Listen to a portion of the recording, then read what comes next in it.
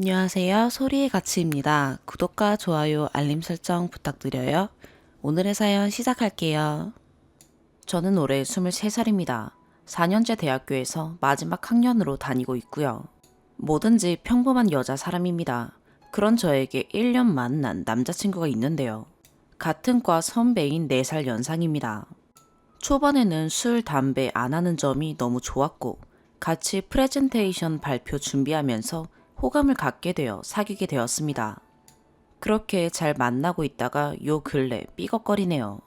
남친은 저에게 문제가 있다고 하는데 객관적으로 정말 제가 문제인지 여쭙고자 창피함을 무릅쓰고 글을 올리게 되었습니다. 중고등학교 시절 저는 경제관념이 없었습니다.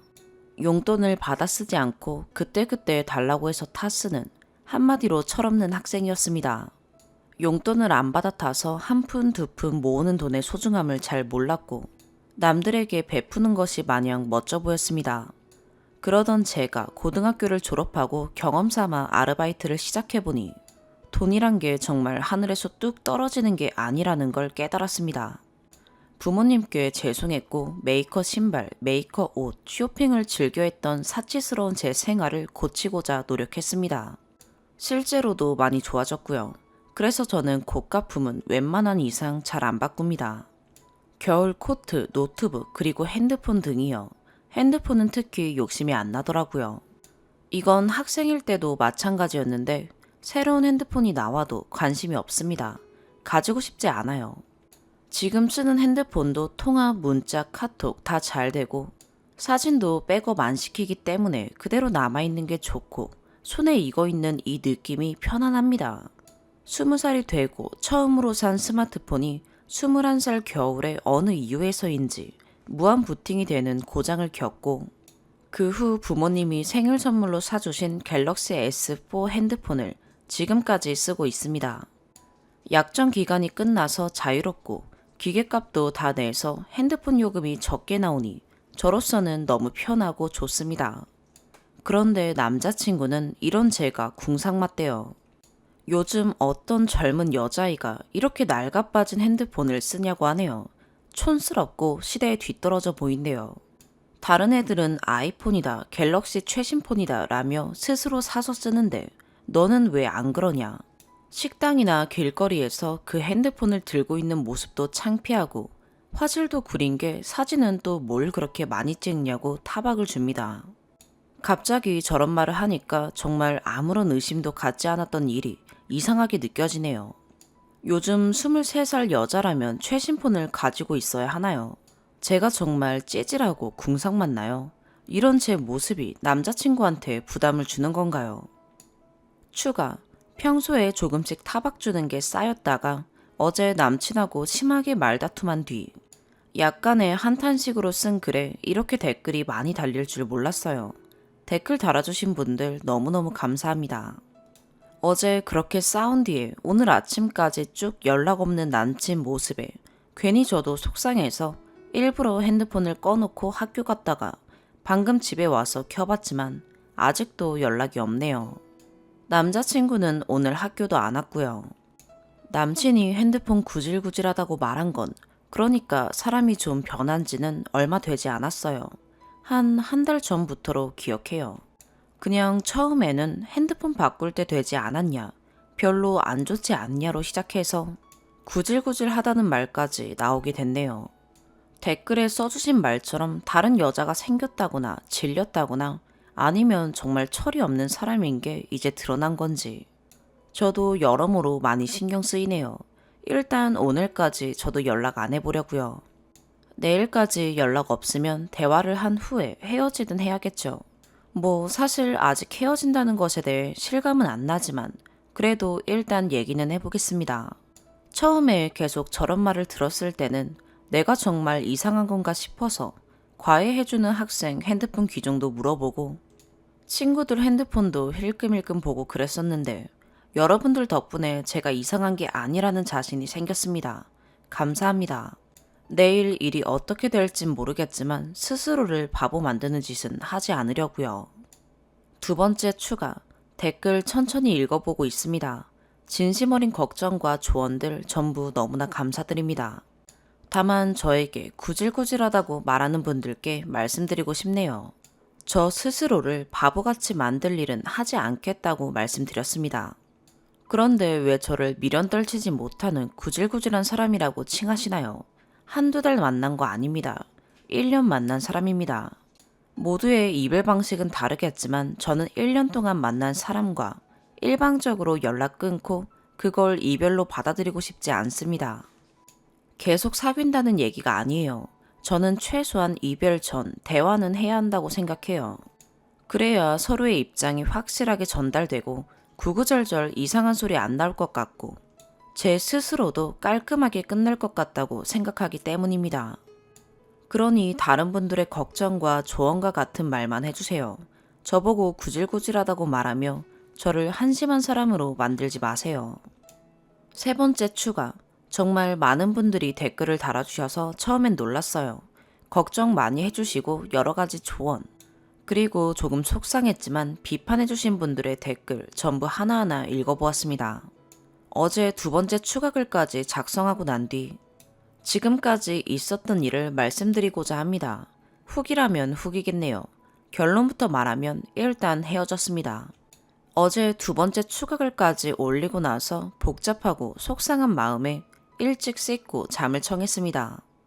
원래 좋지 않은 일이 생기면 눈 뜨고 있는 게 힘들어서 잠을 청하는 버릇이 있거든요. 그래서 8시도 안 되는 초저녁 시간부터 잠을 자고 오늘 아침 학교를 가기 위해 9시쯤 일어났습니다. 일어나서 핸드폰을 보니 남친한테 전화 3통, 카톡 몇 개가 남겨져 있더라고요. 카톡 내용은 전화 왜 안 받냐, 뭐하냐, 자냐 정도였습니다. 그걸 보고 있자니 아침부터 전화해서 이러저러해서 잤다 왜 그랬냐면 이런 식으로 남친한테 설명하고 있을 제 모습이 훤히 보여서 그냥 무시하고 씻고 학교로 갔습니다. 원래 오늘 저는 학교 가는 날이고 남친은 공강인 날인데 수업 마치고 과실로 가니 남친이 있더라고요. 수업 중간에는 일부러 스스로 신경 쓰일 것 같아서 핸드폰을 꺼뒀었는데 만나러 오겠다고 연락을 했었더라고요. 과실이고 과CC라 보는 눈도 많고 해서 일단 데리고 나와 학교 앞 카페로 갔습니다. 가는 길 내내 아무 말 안 하고 있으니 남친도 아무 말 안 하더라고요. 5분이라는 짧은 시간이었지만 숨 막히는 게 뭔지 알겠더라고요. 카페에 도착해서 대충 주문하고 자리에 앉으니 앉자마자 남친이 아직도 삐져있냐? 라고 말했습니다. 그 말을 들은 순간 뭐랄까요. 지금까지 내가 받았던 상처와 고민들이 별것도 아닌 걸로 고작 삐진 게 되어버린 것 같아서 숨이 턱 막혔습니다. 울컥해서요. 제가 삐진 것처럼 보이냐고 물었습니다. 그랬더니 삐진 게 아니면 뭐냐고 하네요. 고작 핸드폰 가지고 뭐라 잔소리 좀 했더니 그걸 왜 못 받아들이고 삐지냐고 하네요. 그 순간부터 마음이 가라앉고 냉정해지더라고요. 아, 이건 아니구나. 이 사람은 아니구나. 라는 생각이 들었습니다. 그래서 말했습니다. 오빠가 말하는 그 고작 핸드폰 정도로 나는 많은 상처를 받았다. 구질구질하다는 말이 오빠 입에서 나왔을 때 나는 바보같이 그게 잘못된 건지도 모르고 전부 내 잘못인 양 굴었다. 근데 그게 아니라는 걸 알았다. 오빠 말대로 그깟 핸드폰, 고작 핸드폰이 뭐라고 하나밖에 없는 여자친구를 뒤떨어지고 구질구질한 사람으로 만드냐고. 그게 그렇게 보기 싫었으면 조금이라도 도와주려고 했냐고, 사주고 싶은 마음은 안 들었냐고 말했습니다. 물론 나는 오빠가 사준다고 했다면 당연히 거절했을 거다. 나한테는 지금 핸드폰이 필요한 게 아니기 때문이기도 하고 핸드폰이 몇만 원 하는 것도 아니고 100만 원 돈 들어가는 고가품인데 그걸 받을 생각은 추호도 없다. 다만 그렇게 보기 싫고 궁상맞아 보였으면 같이 핸드폰 보러 갈까? 라고 다정하게 말만 했어도 이렇게까지 상황은 오지 않았을 거라고. 그리고 이어서 말했습니다. 날 구질구질한 헌신짝 취급하는 남자랑은 더 이상 사귀고 싶지 않다고 헤어지자 라고요. 저 긴 말들을 할 동안에는 무표정으로 이쪽만 보고 있다가 헤어지자고 하니 갑자기 화들짝 놀랍니다. 갑자기 왜 헤어지자는 말이 나오냐고 하네요. 그래서 갑자기가 아니라고 말했습니다. 싸우고 난 뒤 지금까지 난 많은 생각을 했고 내 결정에 후회할 것 같지 않다 라고 확실하게 전달했습니다. 그랬더니 갑자기 손을 붙잡고 변명 아닌 변명을 늘어놓았습니다. 참, 아직도 그 말들을 생각하면 기가 차고 어이가 없습니다. 처음엔 그냥 단순하게 핸드폰이 많이 낡았다고 생각했답니다. 옷이나 신발, 가방은 괜찮으면서 왜 핸드폰은 그 모양인지 신경이 쓰였답니다. 그런 게 신경 쓰이다 보니까 자기는 장난식으로 툭툭 말을 던졌던 거고 그게 쌓이다 보니 핸드폰 가지고 구질구질하다는 망언을 하게 되었답니다. 그리고 자기에 비해 상대적으로 집안 형편이 괜찮은 제가 돈을 좀 썼으면 싶었답니다. 그냥 저한테 쓰든 남한테 쓰든 돈을 좀 쓰는 사람이었으면 했대요. 저 돈 안 쓰지 않습니다. 다만 형편에 맞게 쓰는 거죠. 부모님께서도 항상 말씀해 주신 게 불필요하거나 쓰고 후회할 곳에는 돈을 쓰는 게 아니다. 다만 네가 정말 아끼고 사랑하는 사람들에게 쓰는 돈은 아까워하지 말라 라고요. 남친한테도 마찬가지였습니다. 남친이 친구랑 놀러 가고 싶은데 돈이 다 떨어졌다고 하면 많이는 못 줘도 5만 원은 주고 오빠가 먹고 마신 값은 해라 라고 했었고 오빠에게 쓴 돈은 지금껏 단 한 번도 아깝다고 생각한 적이 없습니다. 저 얘기를 하면서 말했습니다. 오빠는 내가 길거리에서 돈을 뿌려야 만족할 거냐고. 그게 멋져 보이고 내가 그렇게 돈을 펑펑 씀으로써 대리만족을 느끼고 싶은 거라면 오빠는 진짜 등신이라고. 나 더 이상 등신이랑 같이 얘기하고 싶지 않다 라고 말하고 자리에서 일어났습니다. 계속 붙잡으면서 일단 잘못했으니까 화 풀고 다시 얘기하자고 하길래 욱하는 마음에 그냥 지갑에 있던 지폐를 오빠 손에 쥐어줬습니다. 내가 처음이자 마지막으로 하는 등신짓이라고 말하면서요. 돈을 쥐어주니까 조용해지는 게 웃기면서도 화나고 눈물이 쏟아질 것 같더라고요. 그 상태로 지금 집에 왔습니다.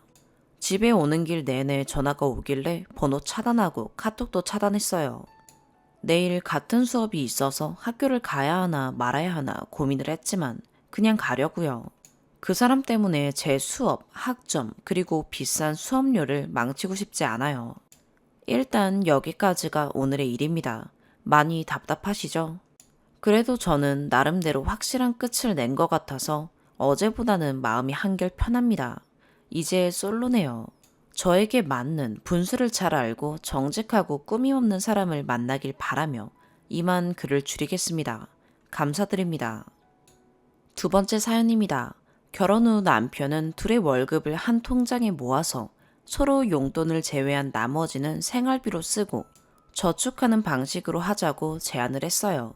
그 방법이 물론 일반적이긴 하지만 저는 싫더라고요. 왜냐면 결혼 준비하면서 남편이 엄청난 짠돌이라는 것을 알게 됐거든요. 돈 100원도 함부로 쓰는 걸 못 보는 사람이더군요. 같이 마트에 가면 제 마음대로 빵 한 봉지도 살 수가 없었어요.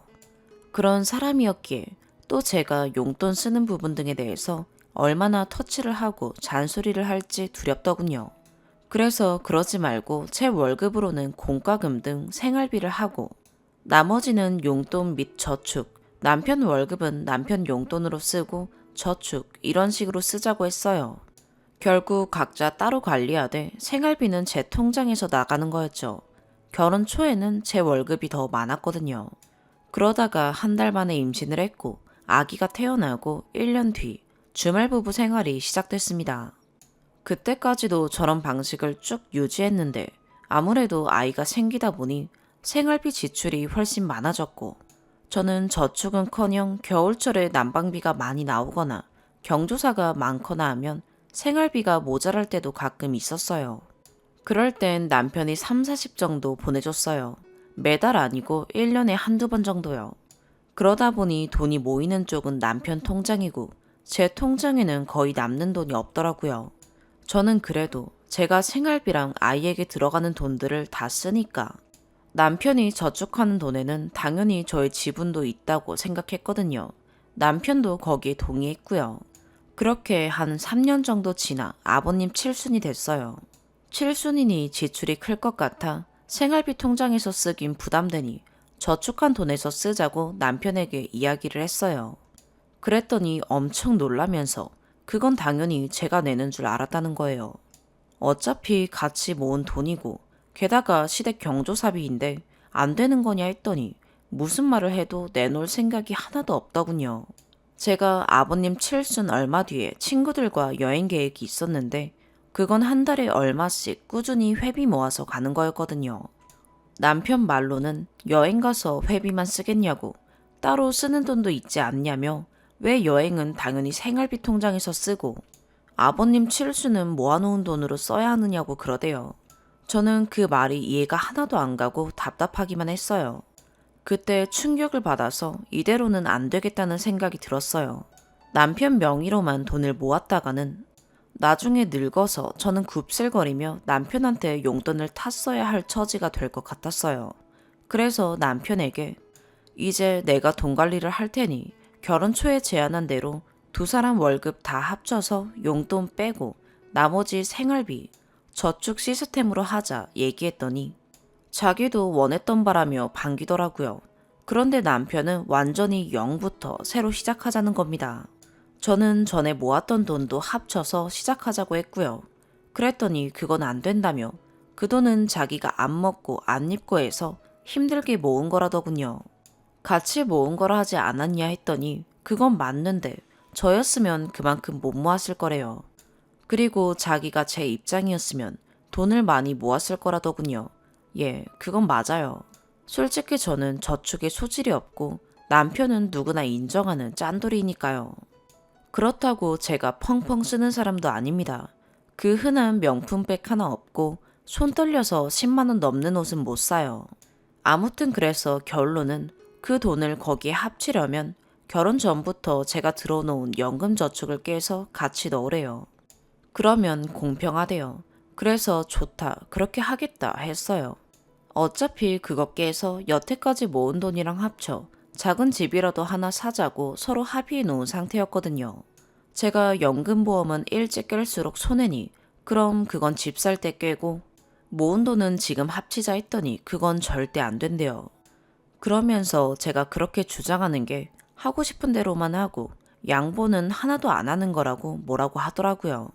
저한테 그게 어느 통장에 있든 왜 그렇게 의미를 두냐고 하네요.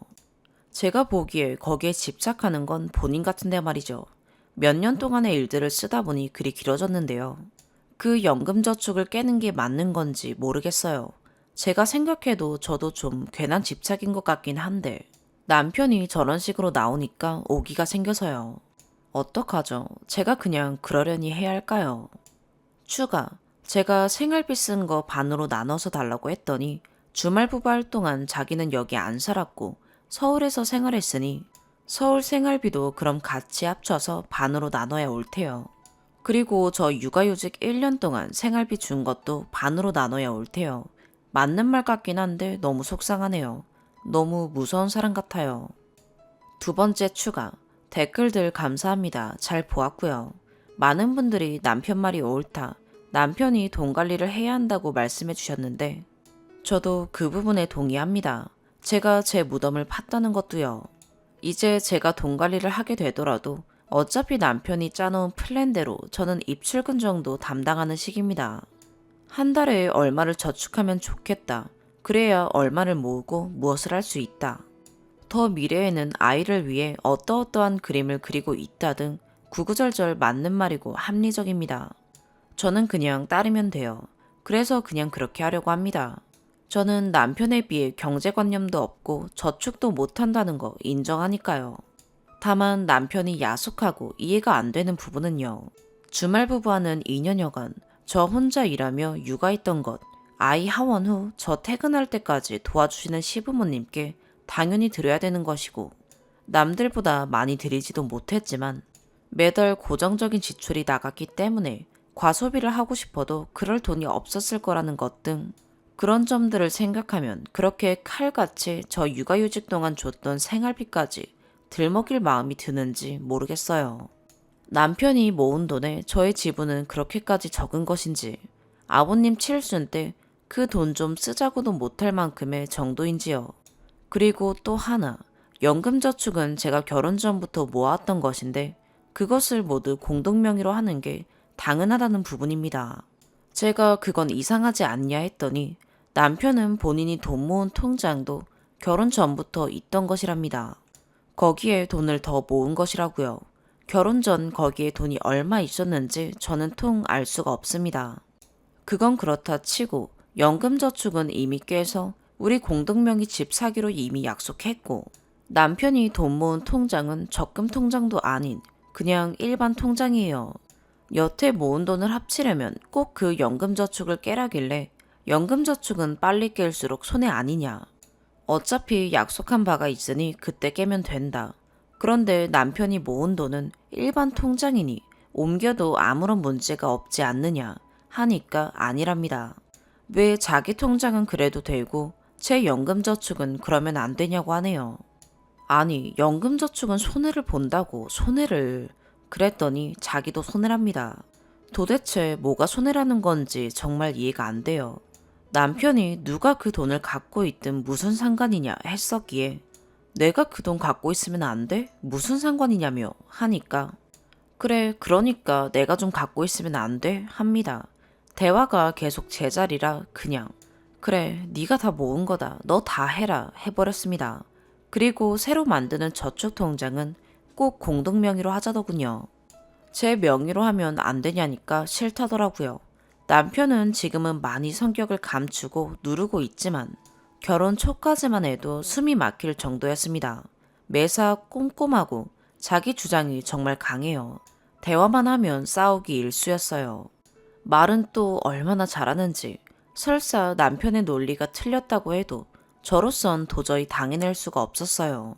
그래서 주말 부부가 몸은 고됐지만 오히려 마음 편한 것도 있었죠. 아무튼 결론은 제가 바보인 거 맞습니다. 어떤 분이 댓글 써주신 대로 이건 애정을 바탕으로 한 그런 정상적인 부부는 아닌 것 같고요. 실제로도 뭐 그렇긴 합니다. 아이 때문에 계속 이렇게라도 사는 수밖에 없을 것 같아요. 긴 글 읽어주시고 댓글 달아주셔서 감사해요. 세 번째 사연입니다. 바로 본론으로 들어갈게요. 제 생각이 이상한 건지 좀 봐주세요. 급하게 쓰는 거라 두서 없는 점 양해 부탁드립니다. 20대 중반에 혼전으로 결혼했고 아직 재학 중이라 돈을 벌 수 있는 상황이 안 되므로 시댁, 친정으로부터 각자 한 달에 100만 원씩 생활비를 받고 있습니다. 남편은 군복무 중이고 출퇴근입니다. 같이 돈 관리를 하다가 시댁이랑 친정에서는 돈을 똑같이 받아 쓰는데 남편이 너무 지출이 심했어요.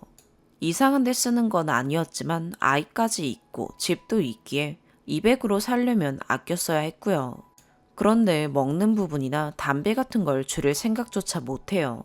먹는 거나 담배를 아예 하지 말라는 것도 아니고 하루에 담배 한 갑, 군대 가서 하루 용돈 3,000원, 군대 과자 2,300원 한다기에 넉넉하다 생각합니다.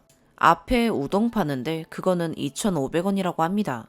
근데 밥도 공짜로 다 주기 때문에 우동 같은 거는 아낄 수 있는 부분이라 생각합니다. 과자도 안 먹어도 되는 것 같은데 그래도 사람이니 먹고 싶을 때가 있을 거라 생각했습니다. 뭐 어찌됐든 먹는 거, 차비, 담배값은 부족하지 않게 줬다고 생각합니다. 그런데 항상 오버를 해서 쓰고 집에서 일주일에 4번 정도 시켜 먹어요. 제가 볼 때는 먹는 걸 참지 못하는 것 같습니다. 관리비, 인터넷 등 공동 부분 빼고 남편이랑 저 비율로 따지면 5대1 정도입니다. 저희가 벌어서 하는 거면 남편이 많이 나가면 제가 줄일 수밖에 라고 생각할 텐데 저희 엄마한테 너무 미안하더라고요.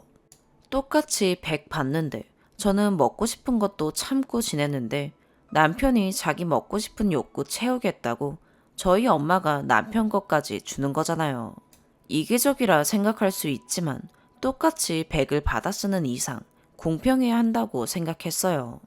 그러다 여러 사건으로 각자 관리하게 되었고 같이 적금 넣는 게 있는데 자기는 돈이 부족해서 적금을 안 넣겠다고 하는 겁니다. 저 혼자 하라고 하네요. 물론 적금 넣을 때 제 주장이 강해서 넣긴 했지만 그때 자기도 넣고 싶다고 했고요.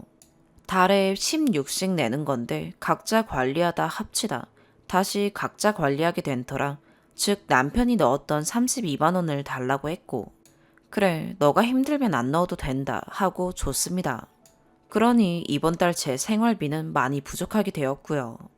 차도 있습니다. 전 반대했어요. 아버님이 아기 있으면 차가 꼭 필요하다 해서 중고로 사주셨고, 남편은 차가 생긴다는 자체 다른 생각은 못하고 마냥 들떠서 결국 어려운 형편에 차까지 유지하고 있습니다. 제 명의가 보험금이 싸서 제 이름으로 들었었고 돈 관리를 같이 했었기에 매달 15만 원씩 냈는데, 자기도 적금, 자기 현재 돈이 부족하다고 안 넣겠다고 한 마당에 저도 보험금을 내야 하는 건가요? 각자 관리하게 되면서 7만 5천 원씩 내는데, 생각해보니 저는 휴학 중이고 차를 아예 안 쓰고 남편 군대 출퇴근용으로만 쓰고 있습니다.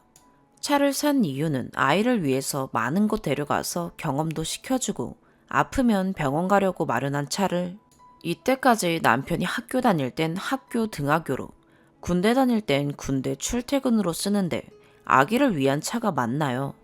참고로 집 바로 앞에 집에서 3분 정도 걸으면 버스 정류장, 지하철역 다 있습니다. 집 앞에 택시들도 항상 대기 중이고요. 제가 차 얘기를 하니 남편이 미리 말하면 그날은 차를 놔두고 가겠다고 합니다. 아이가 언제 아플 줄 알고 그러는지. 놀러 가는 것도 아기가 아직 어려 제가 몸이 많이 피곤한 상태입니다. 그래서 몸 상태에 따라 아기 컨디션에 따라 외출도 할 수 있는 건데, 그거를 미리 전날에 정할 수가 있나요? 결국엔 자기 편하려고 차가 있는 거 아닌가요? 물론 시댁 친정 한 달에 한두 번 아이 데리고 가족 다 같이 쓸 때는 있습니다. 그런데 정말 그게 다입니다. 차가 왜 있나 싶기도 하고, 솔직히 차가 없어도 아기 아프면 택시로 충분할 것 같아요. 놀러 가는 것도 매일 애기 아빠가 타고 가니 차가 필요할 이유가 저는 없습니다.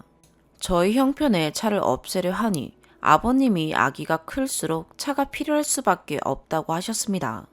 참고로 아버님이 7, 800으로 사주신 걸로 압니다. 그리고 아버님이 사주셨는데 다시 되팔면 반값도 안 나온다고.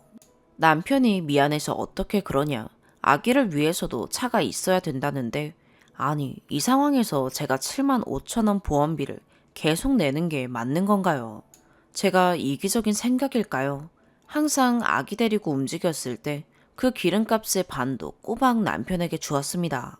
저는 한 번도 사용해보지 못한 차, 제 명의로 되어 있는 차, 남편 출퇴근용인 차인데 제가 이기적인 생각을 하고 있는 걸까요? 보험비와 아기 태우고 친정, 시댁 갈 때 무조건 기름값 반 부담하는데 제가 내야 하는 걸까요? 추가. 물론 지금은 제가 육아하느라 집에만 있기에 굳이 차를 쓸 일이 없어서 그럽니다.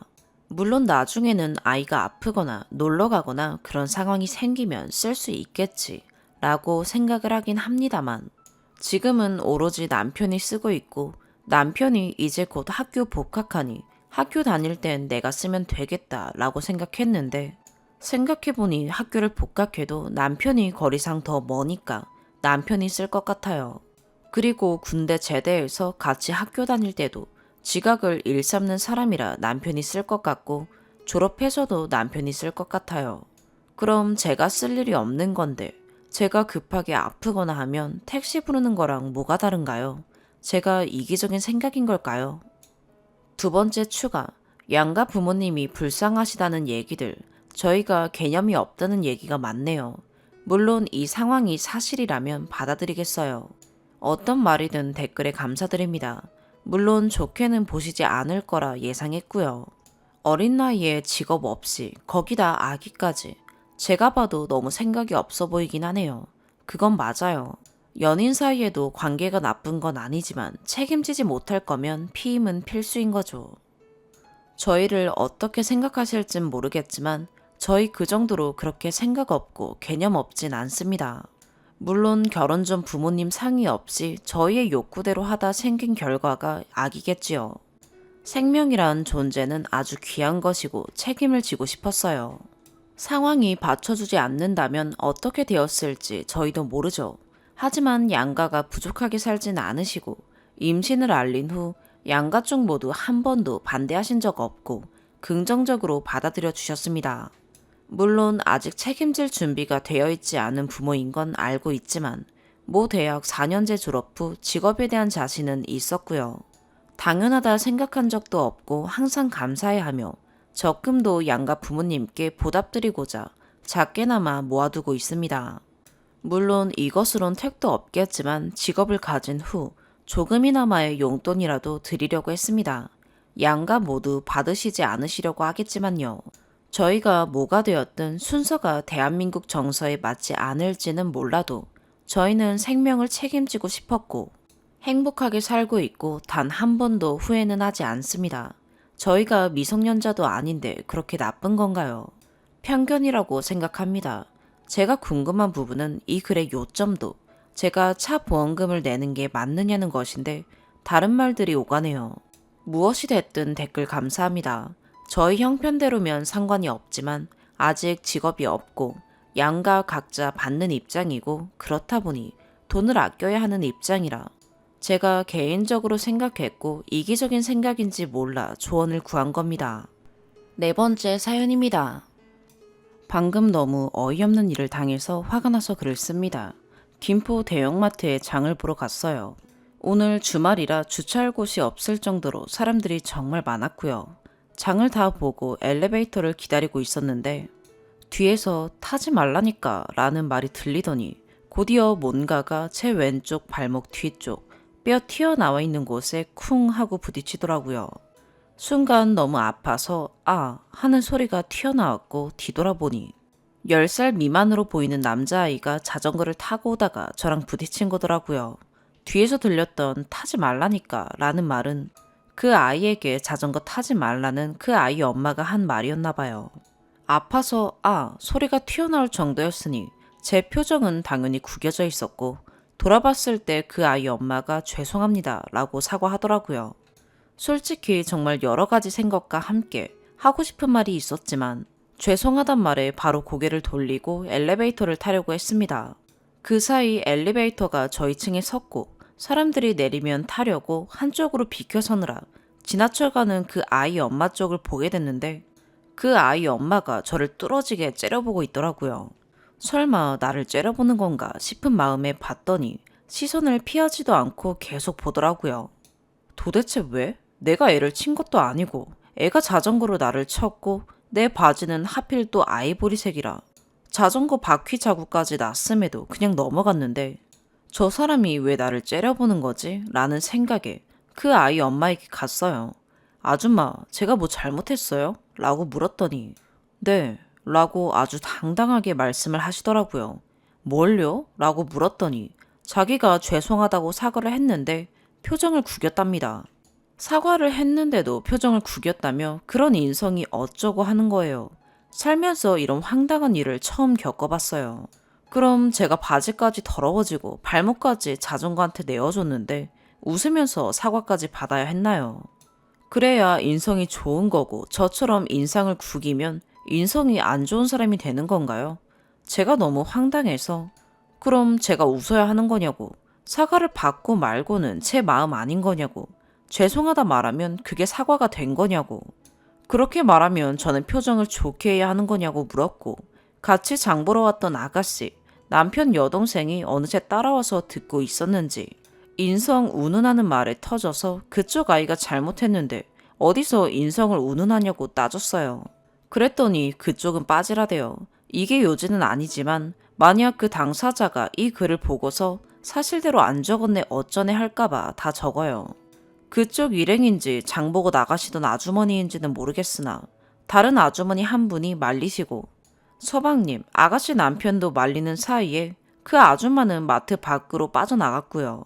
가면서도 인성 운운하고 그 아들 마트 자동문 빠져나가면서도 자전거 타고 가더라고요.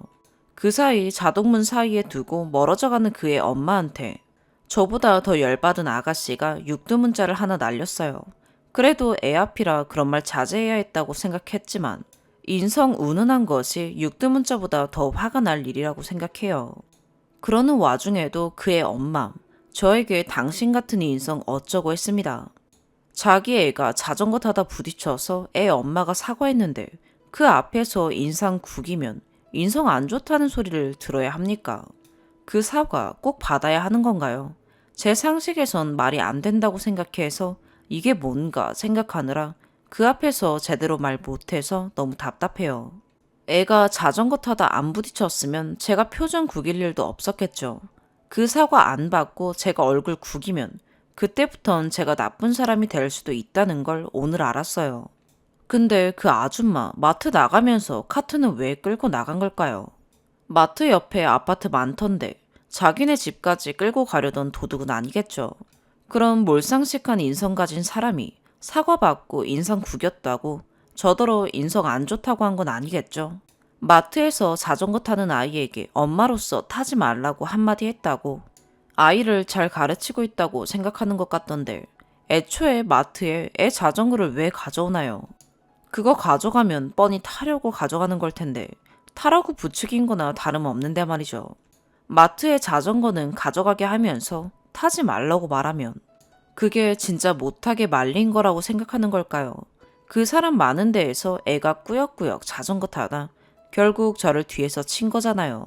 세탁비라도 내놓으라고 할 것을 지가 자전거 타다 부딪혀서 이 사달이 났는데 그 남자아이 자전거를 타고 마트 출입문을 빠져나가며 뒤돌아서 저를 째려보더라고요. 제가 지네 엄마랑 싸웠다 이거겠죠. 지가 잘못해서 그런 건데 말이죠. 애는 잘못을 모르고 효심만 가득하고 엄마는 부끄러움을 모르고 자식 사랑만 넘치더라고요. 김포 대형마트에서 애 자전거 타게 두다가 사람이랑 부딪히게 해놓고 사과했는데 표정 구겼다고 오히려 째려보고 인성 운운하던 아이 어머니 당신이 맘충이에요. 사과했다고 맘충 아닌 거 아니고요. 이 글 보시면 댓글 꼭 남겨주세요. 아줌마 행실을 보면 병원 가서 엑스레이라도 찍고 싶은데 저는 부끄러움은 아는 사람이니까 세탁비만 받을게요. 추가. 할 일이 있어 지금까지 깨어 있었는데 일을 하다가도 울컥울컥 아직도 화가 나네요. 이 글이 묻히지 않았으면 좋겠다고 생각하며 일하는 중간중간 들락날락 했는데요. 화가 나서 목덜미가 뭉치다가도 같은 생각 해주시는 분들 댓글 하나씩 달릴 때마다 그래도 잠깐씩은 진정됐어요. 중간에 아가씨 남편 호칭을 아주버님이라고 썼다가 혼란을 드린 것 같아 서방님으로 고쳤는데요. 평소엔 성 붙여서 무슨 서방님으로 부르는데 여기다가 평소 부르던 대로 쓰자니 괜히 저 때문에 기분 좋게 하루 보내고 마지막에 불미스러운 일을 함께 겪게 했는데 한 번 더 거론되게 하는 게 실례일 것 같았고 그냥 서방님으로 부르자니 좀 더 혼란스럽게 느껴질 것 같아서 아주버님으로 썼었어요. 무슨 서방님으로 부르기가 뭔가 어색하게 느껴져서 정말 호칭이 그것뿐인지 여러 번 찾아봤었는데 인터넷에서 아주버님이라고 부르기도 한다는 글을 봤던 기억이 나서요. 혹시나 이 부분 때문에 자작 아니냐 할까봐 덧붙입니다. 대댓글로 다른 분들이 해명해 주셔서 마트 영업 날짜에 대한 부분은 설명이 된 것 같은데 혹시라도 자작이라고 생각되는 부분이 있다면 마트 다녀온 영수증 사진 첨부할 수 있어요. 사실 김포 지역 카페에 글을 쓸까 저도 찾아봤는데 결혼하면서 가입은 했는데 등업을 안 해서 글을 보지도 못하는 등급이더라고요.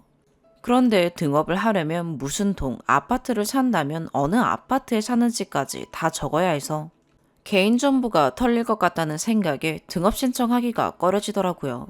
그리고 뭔가 행복 나눔? 이런 뜻의 카페라 진짜 다들 소소하게 일상 올리시고 기분 좋은 일만 올리시는 것 같은데 괜히 또 제가 글을 올려서 들쑤시는 게 될까봐 염려도 됐고요. 어디 가서 할 말 못하고 사는 사람도 아니에요. 그러니까 눈 마주쳤을 때 피하지 않고 다가가서 물었겠죠. 거리는 3, 4m 정도 떨어져 있었어요. 그 아줌마는 총 2단계의 자동문 중 매장 쪽과 가까운 자동문 쪽에 가깝게 있었고 전 엘리베이터 근처에 있었으니까요. 오히려 남이 이런 일 당하면 앞장서서 시원하게 말하는데요.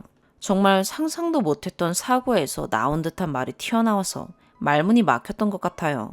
시댁 식구들도 있어서 목소리 높이는 모습 보이고 싶지도 않았고요. 근데 차를 타고 오면서도 너무 화가 나서 어깨부터 팔까지 굳더라고요. 꼭 글이 유명해져서 당사자도 이 글을 보고 자기가 얼마나 예의 없는 사람인지 몰상식한 사람인지 꼭 깨달았으면 좋겠네요. 두 번째 추가.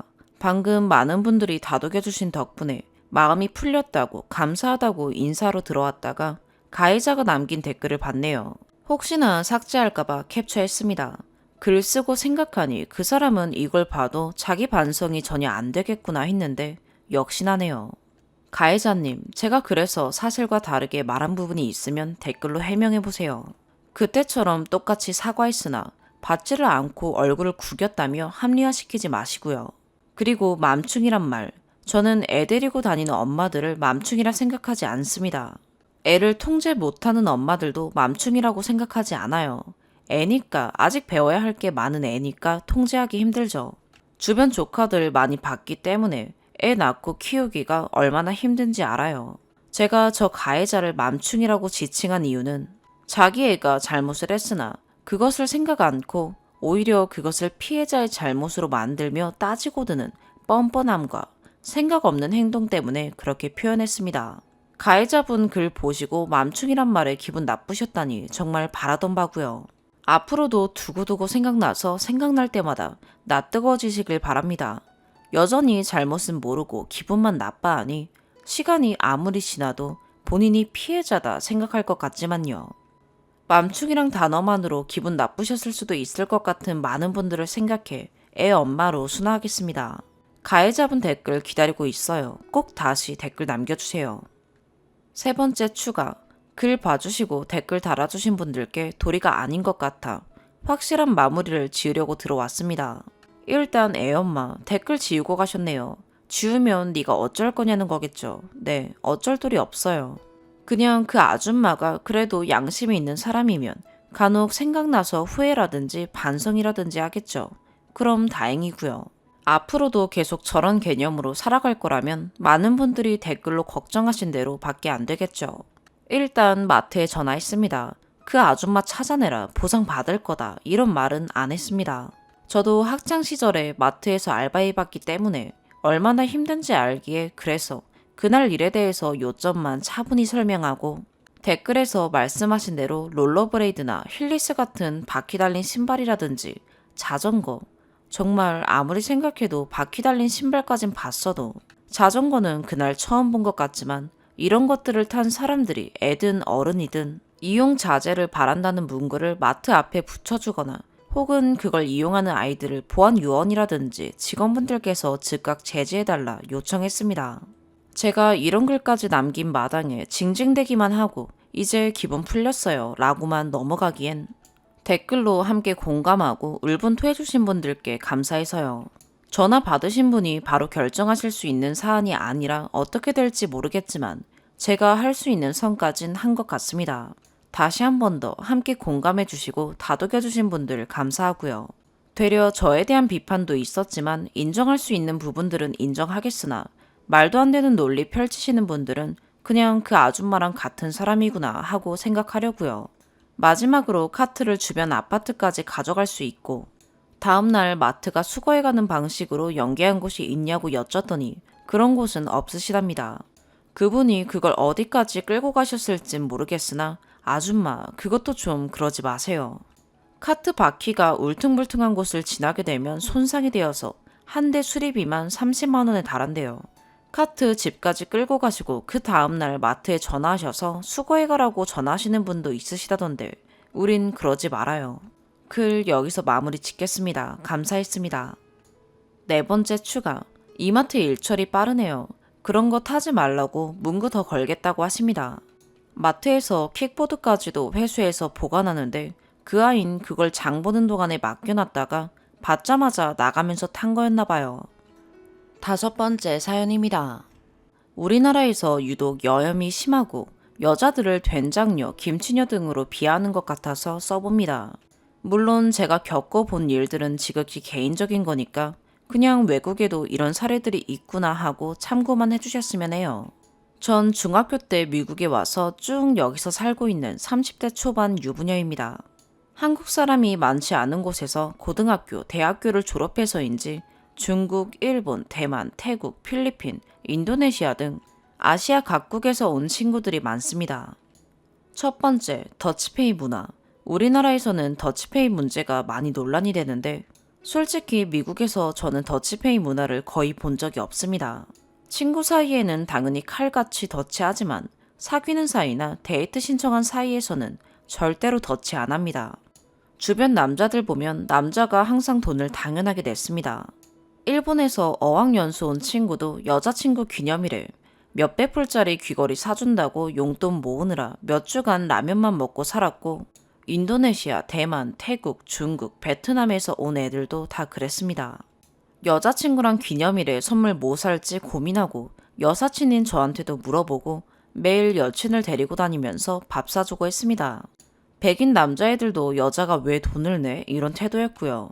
데이트하면서 여자가 돈을 내게 하면 남자가 능력 없거나 여자를 별로 안 좋아하는 거라고 했습니다. 제가 딱 하나 아는 더치 케이스인 동남아에는 더치하던 여친이랑 헤어지고 사귄 그 다음 여자한테는 100% 데이트 비용 다 내고 집 사오고 반지도 1.5캐럿 이상 3천만 원짜리 사주고 결혼했습니다. 그 남자가 돈 없어서 더치한 게 아니라 그냥 딱 그만큼 그 여자 좋아해서 더치했다고 다들 말하더라고요. 중국에서 온 여자애들은 데이트할 때 너무너무 당당해서 처음에는 속으로 뭐지 했습니다. 예쁘지도 않은 애들도 정말 당당하게 남자한테 요구하길래 속으로 와, 진짜 중국에서는 여자가 귀해서 저렇게 대접받는구나 싶었습니다. 그리고 일본 여자들도 장난 아니었습니다. 판에서는 일본 여자가 더치한다, 순종적이다, 귀엽다 이러는데 속으로 솔직히 응? 했고요.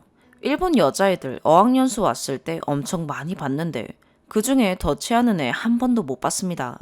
한국 남자들이 아는 일본 여자들이랑 미국에서 보는 일본 여자들이랑 다른 일본 여자인지 궁금하네요. 여기 여자들도 남자 선물 사주고 밥도 사주고 돈 냅니다. 그런데 반반 더치 안 하면 무개념녀라는 타이틀이 여기는 없습니다. 두 번째, 결혼 문화. 한국에서 남자가 집을 해오는 문화라서 남자들이 많이 손해본다고 한국 여자들 욕한다고 들었습니다. 물론 형편도 안 되는 입장에 담지 남자라는 이유로 집을 무조건 해와야 하고 여자들이 절반도 안 되는 돈으로 결혼하는 걸 당연하게 생각한다면 억울할 수도 있겠다는 생각이 듭니다. 근데 이게 한국에서만 나오는 말이 아닙니다. 남자 쪽에서 결혼식 비용과 집까지 장만해준 케이스를 벌써 몇 번이나 봤는데 글로벌하게 미국, 중국, 인도네시아, 대만에서 온 남자들이었습니다. 진짜 제 친구들 결혼한 거 들어보면 여자가 거의 돈 한 푼도 안 내고 남자 쪽에서 다 내고 모셔갑니다. 제 친구들이 정말 특이하고 복받은 케이스인가요? 제 주변에는 일본, 중국 여자들이랑 결혼한 애들이 몇 명이나 있는데 결혼할 때 장난 아니게 요구합니다.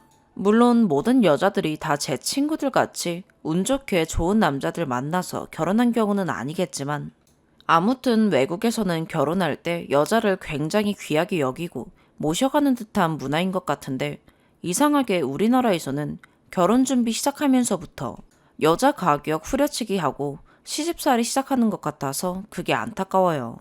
게다가 우리나라에서도 반반 결혼하는 추세 아닌가요? 보통 그렇다고 들었는데 여염이 너무 심한 것 같아서 이해가 안 갑니다. 우리나라 같이 시집살이 하는 경우는 진짜 엄청 후진국 아니면 없습니다. 제 주변에도 반반하는 애들 물론 있습니다. 그런데 우리나라 시집살이 그런 건 상상도 못합니다. 있다고 해도 당연히 사이코 소리를 듣지 여자가 참고 시부모님 모시는 게 미덕이다 이러지 않습니다. 세 번째, 명품 문화. 마지막으로 우리나라 여자들 된장녀라고 엄청 욕 듣는 걸로 알고 있습니다. 그런데 저는 이게 이해가 안 갑니다. 명품은 일본이랑 중국 애들도 엄청 좋아하는데 왜 한국 여자만 된장녀라고 죽일 듯 까내리는지. 일본인, 중국인 여친 둔 제 주변 남자애들은 선물 줄 때 진짜 용돈 모아서 명품 선물만 사줬습니다. 명품이 아닌 선물은 상상도 못하는 듯 했습니다. 외국에서 까르띠에, 샤넬, 에르메스 매장 가보면 한국 사람들보다 중국, 일본, 중동녀들이 훨씬 많습니다. 제 중국 친구 같은 경우도 여자애가 결혼할 때 티파니도 아니고 더 고가의 반지를 요구했습니다. 한국에서 어지간한 된장녀들이랑 중국녀, 일본녀들은 차원이 틀리다는 걸 한국 남자들은 아는 줄 모르겠네요. 주변 애들 보면 맨몸으로 결혼했고 시집살이 없이 시부모님이 사준 집에서 편안하게 살고 결혼하고 애들 얼굴이 확 피었습니다. 여기서는 프로포즈 할 때 월급 3개월치는 모아서 반지를 사줘야 한다고 말합니다. 집을 안 사오는 거면 대신 다이아 반지라도 근사하게 해준다는 게 얘네 문화입니다. 마지막으로 저는 한국 교포랑 결혼했는데 이 남자도 데이트 시작한 첫날부터 자기가 돈을 다 내려고 했습니다. 제가 더치하려고 하니까 눈을 동그랗게 뜨고 그걸 왜 해? 하고 물었고요. 남편 친구들인 교포 남자들도 더치페이 하려는 사람 단 한 명도 못 봤습니다. 그리고 여자가 애 낳으면 다들 공동육아를 당연히 하고 서포트 해줍니다. 저는 이 글을 남자가 데이트하면서 무조건 돈을 다 내야 하고 결혼하면서 집을 사와야 한다고 주장하려고 쓴 게 아닙니다. 그렇지만 우리나라에서는 여자들이 더치페이, 반반 결혼, 시집살이, 독박육아, 사회생활까지 다 해야 하는 슈퍼우먼에 명품도 들면 안 되고 스벅 커피도 마시면 안 된다. 아니면 된장녀, 김치녀 소리를 듣는다는 게 이해가 안 갑니다. 한국 남자들이 그렇게 욕하는 명품 사랑을 다른 나라 사람들도 다 하고 있고 데이트 비용과 결혼 비용 문제도 여자 쪽에 맞춰서 잘해주려는 문화권도 있다는 걸 말하고 싶었습니다. 그리고 외국 애들한테 한국 여자 어떻게 생각하냐고 하면 적어도 제 주변 사람들은 진짜 한국 여자를 예쁘다, 똑똑하다, 상냥하다고 그럽니다. 한중일 다 비교해봐도 한국 여자는 인기가 정말 많은데 이상하게 한국 남자들은 한국 여자들 너무 후려치는 것 같습니다. 추가, 자작이라고 미국에 살아는 봤냐는 글이 있어서 예전에 결혼한 외국 남사친이랑 메신저 대화 내용 첨부해요. 일본 여자애랑 결혼했고 얘네 집에서 집도 사주고 결혼식 비용만 1억 넘게 들여서 해줬는데 그냥 그러려니 하고 생각하는 것 같았어요. 남자애가 여자애 엄청 좋아하고요. 위에도 말했듯이 주변에 이런 케이스도 일반적이다 라고 말하고자 하는 게 아니고 이런 케이스도 있다라는 걸 말하고 싶어서 글을 쓴 겁니다.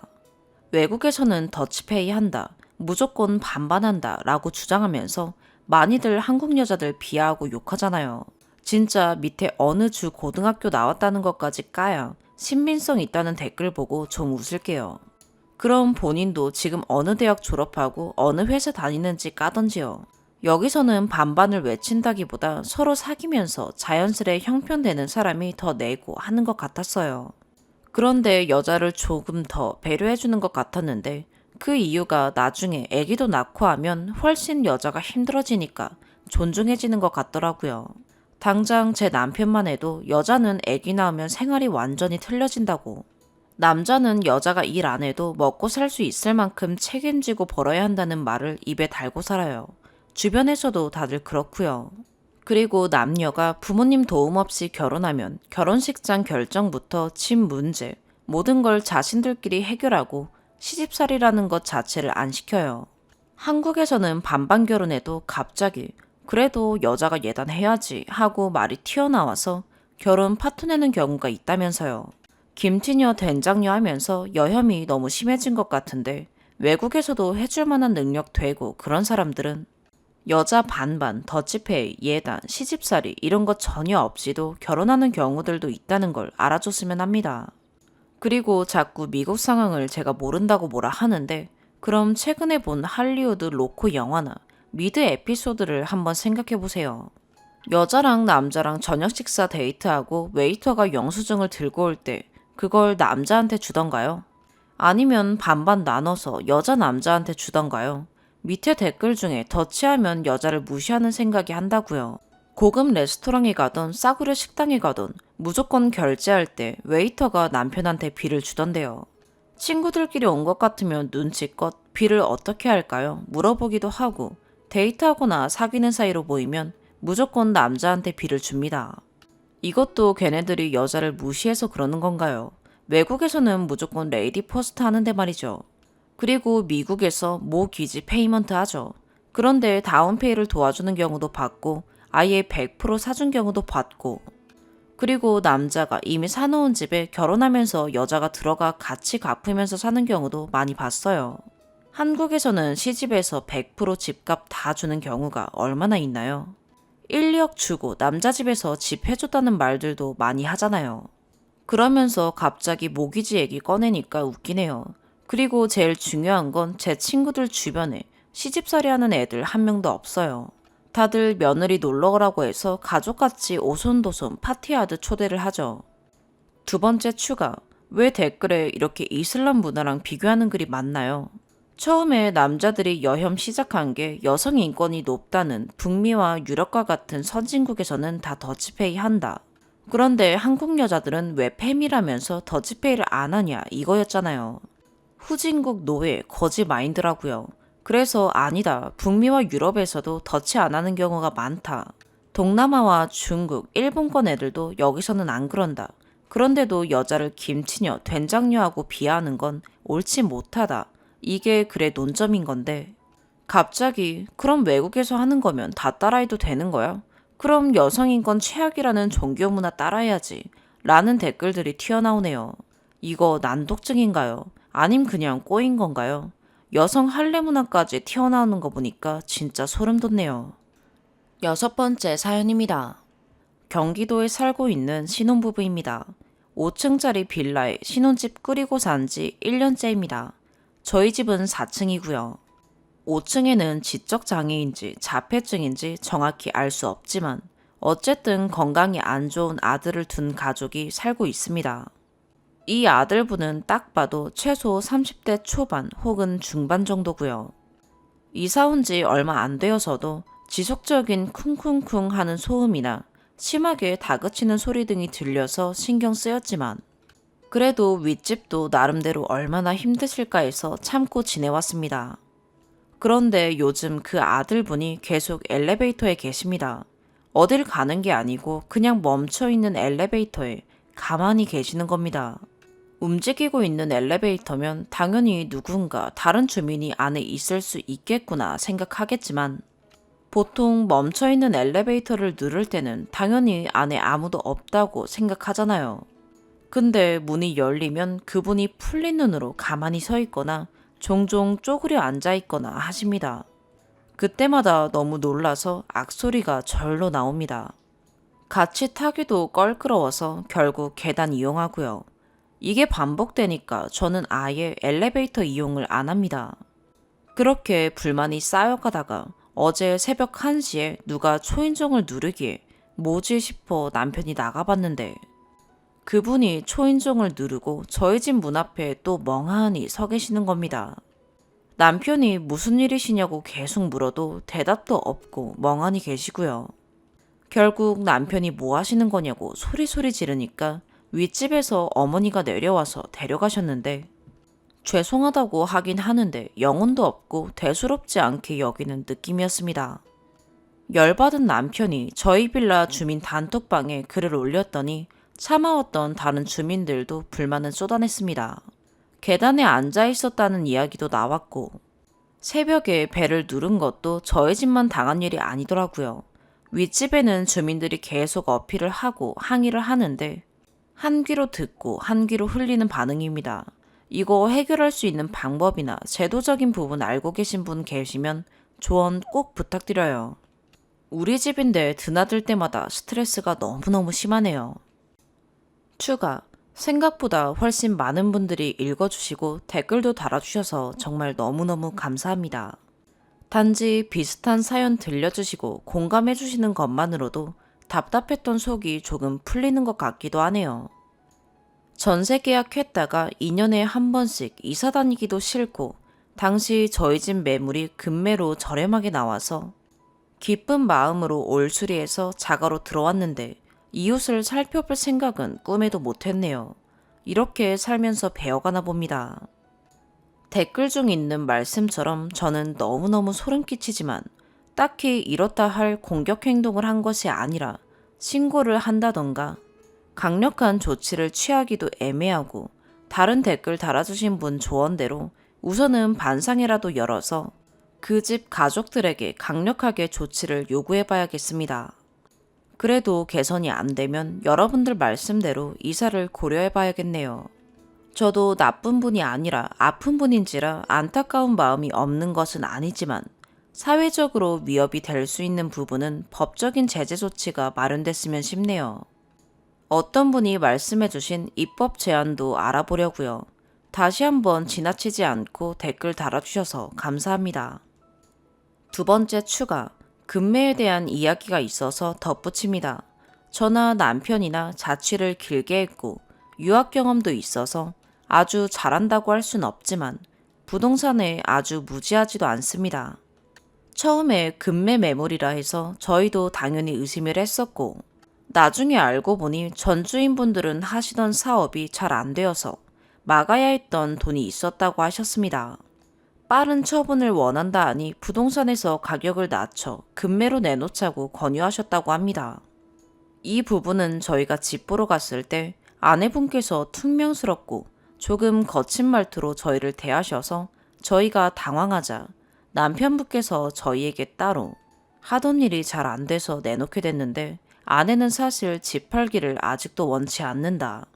그래서 그런 거니 이해해달라 말씀해 주셔서 알게 됐고요. 그래서 걱정 없이 계약을 했고 실제로 지난 1년간은 만족하며 거주해 왔는데 이번 일은 최근 2, 3주 상간에 벌어진 일입니다. 그때로 시간을 돌이켜도 이 상황을 막을 수는 없을 것 같다는 생각이 듭니다. 위층분도 쭉 큰 문제 없이 잘 지내오셨는데 갑자기 왜 그러시는지 너무 답답하네요.